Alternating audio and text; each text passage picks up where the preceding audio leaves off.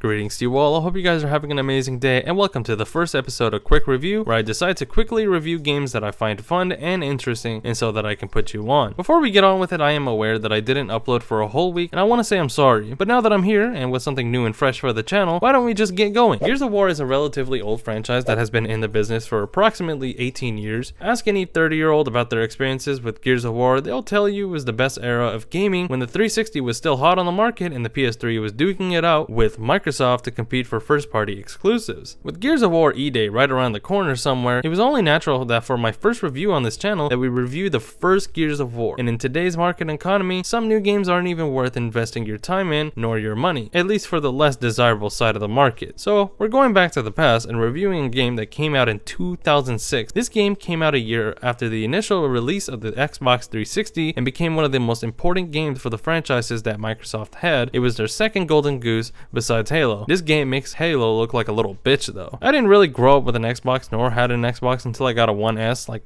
really early, so you're mostly going to hear a pretty unbiased review from me. This game is kick ass. This is the most manliest game I have ever played in my entire life, along with other games that have had the same level of testosterone at least. There's blood everywhere, brotherhood, and chainsaws that rip apart some puny little grub. Call me a groundwalker, screw! But no, seriously, this game is really fun. It has a combat loop that doesn't really get old at all. Compared to the other games though, it only comes with a campaign and multiplayer. If you still have your 360 or Xbox One or even a series, I guarantee you that you can at least play the multiplayer and still find a match and honestly just have a blast. Even on a game that came out in 2006 and came with not as many features as the future Gears games have had. To cut things short, you go through with your squad with Bear, Dom, and the goddamn Colt Train, baby. Woo! The writing in this game and the banter the characters share amongst each other is simply enough. No need for exaggerated cinematic scenes. The game just shows you and doesn't really hold your hand at all. You get a bit of expository dialogue here and there to see what the characters' personalities are like. What you see is what you get. I don't want to spoil the game for anybody. The plot is simple as well. You basically have to go through the battle of eliminating the enemies, the locusts, which are underground humanoid looking monsters that will not hesitate to rip you apart with their guns, or well, anything else at least. Trust me, that damn torque bow is enough to turn you into a pile of limbs. The gore is really strong with this game.